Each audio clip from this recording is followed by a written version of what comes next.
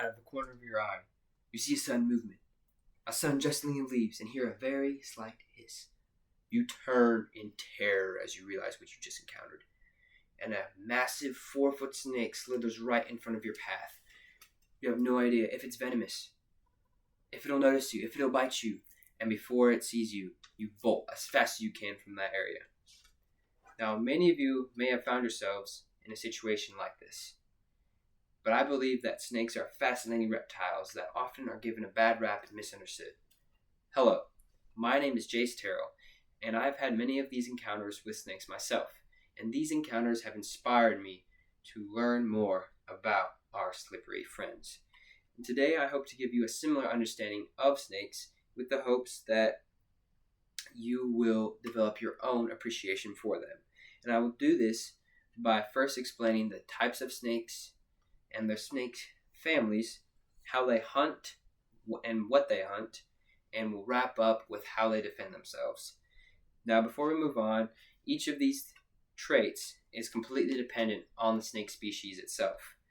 Now, the snake species are divided into different taxonomic groups or families. Now, I'm going to hit the big ones here. There's the boa family with anacondas. There's the python family. There's the viper family and the elapid family. These are both venomous. And then finally, there's the colubrid family. Those are the 5 big ones that I wanted to hit today. There are a ton more. There are a lot more. But these are some of the main ones and most well-known that you may have heard of. And now, before I move any further, I also want to clarify that there's more differences between snakes other than venom and length. In fact, the Active Wild Administration, led by Lawrence Harwood, who's a natural history writer, explain in their article titled Types of Snakes, Well-Known Snake Families and Notable Species with Pictures and Facts, explain when talking about pythons, anacondas, and boas that anacondas are shorter and stockier than pythons, and they also give birth to live young, whereas pythons lay eggs. Now, both of those are constrictors, but as you can see, they have very key differences in the way they survive and reproduce. Now, one of these differences is also the way they hunt. When that differentiates snake species. Of course, pythons and anacondas hunt the same way, but many snakes don't. Some rely on constriction, like I said. Some rely on venom, and others, if they don't have either, not strong enough to constrict, and they don't have venom, they will ambush their prey.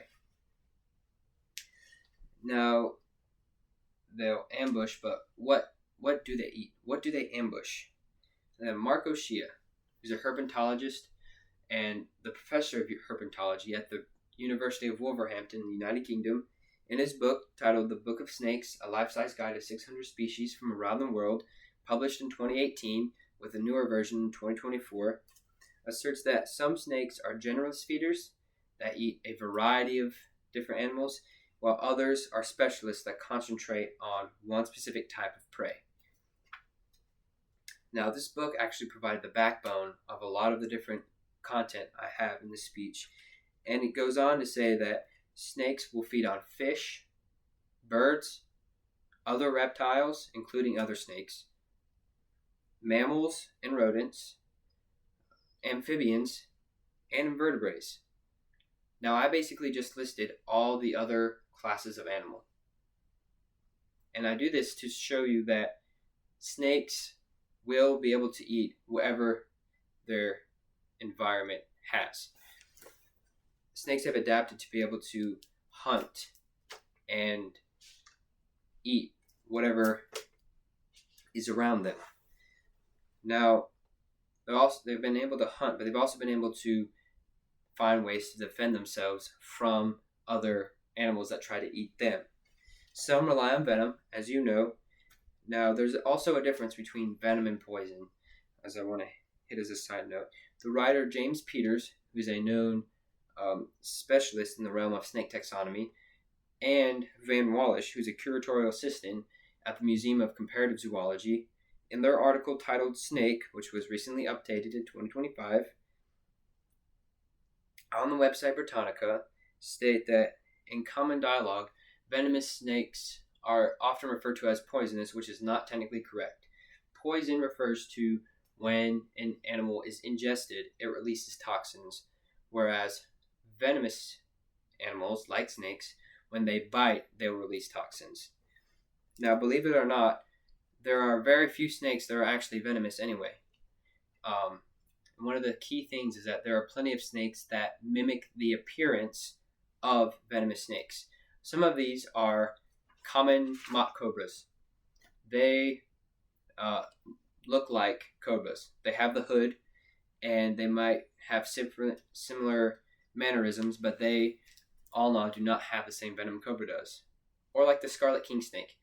It mimics the looks of the eastern coral snake, but doesn't have any venom itself. Each of these, that's one of the ways some of these snakes have been able to survive and been avoided from threats. But if a snake doesn't have venom and doesn't look like another venomous snake, what else do they do? Well, they either rely on other types of camouflage, their speed, or they'll play dead. Yes, snakes will play dead sometimes. If they're not able to physically defend themselves, they'll be able to leave the area or pretend to not exist, because no predator wants to eat something that's already decaying. Now, as we wrap up our time, I hope you found this interesting. And I hope that this will inspire you the next time you come face to face with a snake to remember that each snake is unique and exquisite in its own way and has its own way of finding food and defending itself from threats. They often may be given a bad rap, but they can be quite fascinating if you take the time to look at them.